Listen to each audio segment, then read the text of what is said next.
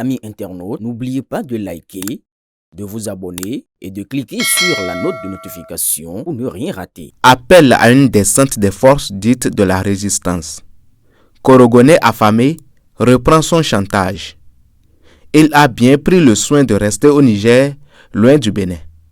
À la tête du MPL, Sabi Sira Korogoné n'a pas perdu de temps.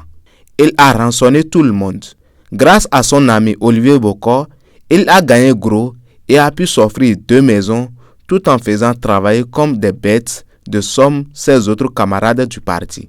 Mais quelques années après, le poteau rose a été découvert quand il a soupçonné les nouveaux responsables de son ex-parti d'avoir eu les mêmes privilèges et d'avoir bouffé le gros lot sans lui.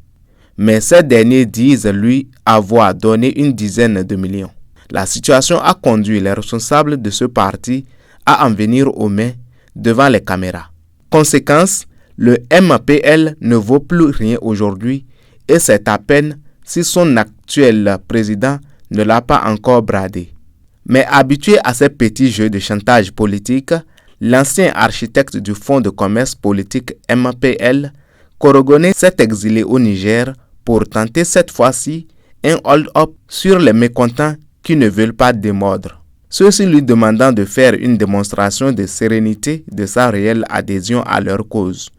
Voilà d'où est sorti l'idée du énième message de Korogoné où il appelle une certaine résistance à faire une pseudo-sortie contre le septennat et le Sénat.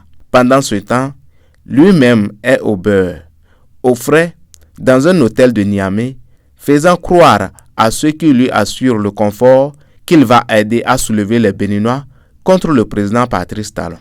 Aux dernières nouvelles, ses commanditaires lui ont notifié qu'il n'avait pas convaincu, qu'il n'était pas sérieux.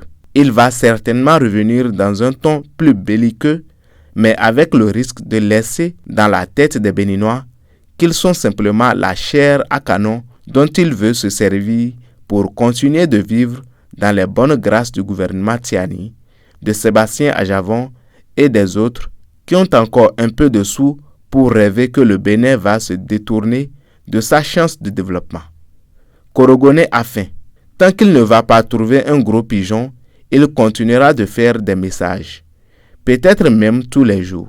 Seulement, ça fait plus rire que sérieux. L'intention de chercher une proie est visible comme le nez dans le visage. Aboubakar Takou.